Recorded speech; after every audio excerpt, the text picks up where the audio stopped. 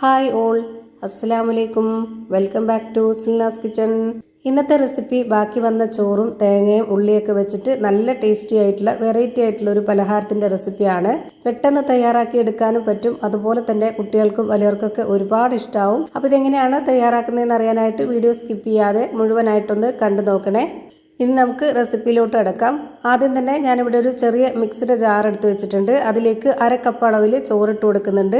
ബാക്കി വന്ന ചോറോ ചൂട് ചോറോ ഏതാണെന്നുണ്ടെങ്കിലും ഇട്ട് കൊടുക്കാവുന്നതാണ്. ഇനി ഒരു 3 ടേബിൾ സ്പൂൺ അളവിൽ തേങ്ങ ചിരകിയത് ഇട്ട് കൊടുക്കാം. എന്നിട്ട് 1/2 കപ്പ് വെള്ളം ഒഴിച്ചു കൊടുത്തതിന് ശേഷം നന്നായിട്ട് ഇതൊന്ന് അരച്ചെടുക്കണം. ഈ വീഡിയോസ് കണ്ടുകൊണ്ടിരിക്കുമ്പോൾ തന്നെ സിൽനാസ് കിച്ചൺ ചാനൽ ആദ്യമായിട്ട് കാണുന്നവരാണെങ്കിൽ പ്ലീസ് ഒന്ന് സബ്സ്ക്രൈബ് ചെയ്തേക്കണേ. ഒപ്പം തന്നെ ഈ വീഡിയോസ് നിങ്ങൾക്ക് ഇഷ്ടപ്പെടുകയാണെങ്കിൽ ഒരു ലൈക്ക് ചെയ്ത് ഷെയർ ചെയ്ത് സപ്പോർട്ട് ചെയ്യാനും മറക്കരുത്. ഇപ്പോൾ ഞാനിവിടെ ചോറും തേങ്ങയും നന്നായിട്ട് അരച്ചെടുത്തിട്ടുണ്ട്. അത് നമുക്ക് ഒരു ബൗളിലേക്ക് ഒഴിച്ചു കൊടുക്കാം. മുഴുവനായിട്ടും ഇതുപോലെ ഒഴിച്ചു കൊടുക്കുന്നുണ്ട്. ഇനി അടുത്തതായിട്ട് ഇതിലേക്ക് ഇട്ട് കൊടുക്കേണ്ടത് അരിപ്പൊടിയാണ്. ഞാനിവിടെ വറുത്ത അരിപ്പൊടിയാണ് എടുത്തിട്ടുള്ളത്. വറുത്ത അരിപ്പൊടി തന്നെ എടുക്കാൻ വേണ്ടി നോക്കുക, എങ്കിലേ നമ്മൾ ഉദ്ദേശിച്ച ആ ഒരു പരുവത്തിലും ടേസ്റ്റിലൊക്കെ കിട്ടുള്ളൂ. 250 ml കപ്പിൻ്റെ അളവിൽ 1 കപ്പ് ഇട്ട് കൊടുത്തിട്ടുണ്ട്. ഇനി ഇതിലേക്ക് പൊടിയായിട്ട് കട്ട് ചെയ്തെടുത്തിട്ടുള്ള 1/2 സബോള, അതുപോലെ 2 പച്ചമുളക്, കുറച്ച് കറിവേപ്പില, ഒരു ചെറിയ കഷ്ണം ഇഞ്ചി. വെളുത്തുള്ളി ഇടരുത്, ഇങ്ങനെ ചെയ്യുമ്പോൾ ഇഞ്ചി മാത്രമാണ് ടേസ്റ്റ്. പിന്നെ കുറച്ച് ഉണക്കമുളകും കൂടെ ഇട്ട് കൊടുത്തിട്ടുണ്ട്, 1 ടേബിൾ സ്പൂൺ അളവിൽ. പിന്നെ ആവശ്യത്തിനുള്ള ഉപ്പും കൂടെ ഇട്ട് കൊടുത്തിട്ട് ഇത് കൈ വെച്ചിട്ട് നന്നായിട്ടൊന്ന് കുഴച്ചിട്ടെടുക്കാം.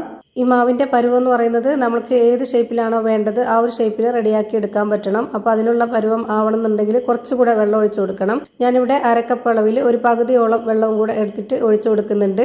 ആദ്യം തന്നെ വെള്ളം ഒഴിച്ചു കൊടുത്തിട്ട് കുഴയ്ക്കാൻ നിന്ന് കഴിഞ്ഞാൽ പിന്നെ നമുക്ക് അതിൻ്റെ പരുവം കിട്ടൂല. അപ്പോൾ അതുകൊണ്ടാണ് നമ്മൾ ഇതുപോലെ കുഴച്ചെടുത്തതിന് ശേഷം മാത്രം വെള്ളം ഒഴിച്ചു കൊടുത്തത്. അപ്പോൾ അതാ എല്ലാം കൂടെ നന്നായിട്ട് യോജിപ്പിച്ചെടുത്തിട്ടുണ്ട്. ഇനി നമ്മുടെ കയ്യിൽ കുറച്ച് ഓയിൽ സ്പ്രെഡ് ചെയ്യുകയോ അല്ലാന്നുണ്ടെങ്കിൽ വെള്ളത്തിലൊന്ന് മുക്കിയെടുക്കുകയോ ചെയ്തതിന് ശേഷം ഇതിൽ നിന്ന് കുറച്ചെടുത്തിട്ട് ഞാനിപ്പോൾ ഒരു ഷേപ്പും ഇല്ലാതെ ഈ ഒരു രീതിയിലാണ് റെഡിയാക്കി എടുത്തിട്ടുള്ളത്. ഇതേപോലെ തന്നെ ചെയ്യണമെന്നുള്ളവർക്ക് ഇങ്ങനെ തന്നെ ചെയ്യാം, അല്ലാത്തവർക്ക് ഇഷ്ടമുള്ള ഏത് രീതിയിൽ വേണമെങ്കിലും ചെയ്തെടുക്കാവുന്നതാണ്. ഞാനിപ്പോൾ ചൂടായി വന്ന എണ്ണയിലേക്ക് ഇതുപോലെ ഇട്ട് കൊടുത്തിട്ടുണ്ട്, ഓരോന്നോരോന്നായിട്ട്. ഇനി ഒരു മീഡിയം ഫ്ലെയിമിൽ ഇട്ട് കൊടുത്തിട്ട് വേണം ഇത് വേവിച്ചെടുക്കാനായിട്ട്, എങ്കിലേ എല്ലാം ഒരേ പരുവത്തിൽ കിട്ടുള്ളൂ. ഇത് എത്ര സമയമാണോ വേവാനായിട്ട് എടുക്കുന്നത് അത്രയും സമയം വരെ ആ ഒരു ഫ്ലെയിമിൽ തന്നെ വേവിച്ചെടുക്കുക, എങ്കിലേ എല്ലാം ഒരേ പരുവത്തിൽ വെന്ത് കിട്ടുള്ളൂ. അതുപോലെ തന്നെ ഇത് വളരെ ചെറുതാക്കിയിട്ട് നമ്മൾ എണ്ണയിലേക്ക് ഇട്ട് കൊടുത്തതുകൊണ്ട് കാണാൻ നല്ല ഭംഗിയായിട്ട് ഇരിപ്പുണ്ട്. ഇപ്പോൾ ഞാനിവിടെ വെന്തുകൊണ്ടിരിക്കുമ്പോൾ ഇടയ്ക്കിടയ്ക്ക് ഇതുപോലെ ഇളക്കി കൊടുത്തിട്ടുണ്ട്. എന്നിട്ടിപ്പോൾ നന്നായിട്ട് വേവിച്ചെടുത്തു. അങ്ങനെ ഇളക്കി കൊടുത്തതുകൊണ്ട് എല്ലാ സൈഡും ഒരുപോലെ വെന്ത് കിട്ടി. ഇനി നമുക്കിത് എണ്ണയിൽ നിന്ന് കോരി മാറ്റാം. ഒട്ടും എണ്ണ കുടിക്കാത്ത നല്ല ടേസ്റ്റി ആയിട്ടുള്ളൊരു, പുറമേ ക്രിസ്പി ആയിട്ടുള്ള അകം നല്ല സോഫ്റ്റ് ആയിട്ടിരിക്കുന്ന അടിപൊളി പലഹാരമാണ്. എന്തായാലും ഒന്ന് ട്രൈ ചെയ്ത് നോക്കാൻ മറക്കരുത്. ഇതുപോലെ തന്നെ എല്ലാം ഫ്രൈ ചെയ്ത് ഒരു പാത്രത്തിലേക്ക് മാറ്റിയിട്ടുണ്ട്. കാണാൻ നല്ല ഭംഗിയും പുറമേ നല്ല ക്രിസ്പിയും അകം നല്ല സോഫ്റ്റും ആയിട്ടിരിക്കുന്ന നല്ല ടേസ്റ്റി ആയിട്ടുള്ള അടിപൊളി പലഹാരം റെഡിയായി കിട്ടി. അപ്പോൾ ഇത്രയേ ഉള്ളൂ ഇന്നത്തെ വീഡിയോ ഇഷ്ടമായാൽ ലൈക്ക് ചെയ്യാനും കമൻറ്റ് ചെയ്യാനും ഷെയർ ചെയ്യാനും മറക്കരുത്. അതുപോലെ തന്നെ ഞാനിടുന്ന പുതിയ വീഡിയോസ് നോട്ടിഫിക്കേഷനായിട്ട് കിട്ടുന്നതിന് വേണ്ടി സബ്സ്ക്രൈബ് ചെയ്ത് ബെല്ലൈക്കൺ അമർത്തി അതിൽ ഓൾ എന്ന ഓപ്ഷൻ എനേബിൾ ചെയ്ത് കൊടുക്കാനും മറക്കരുത്.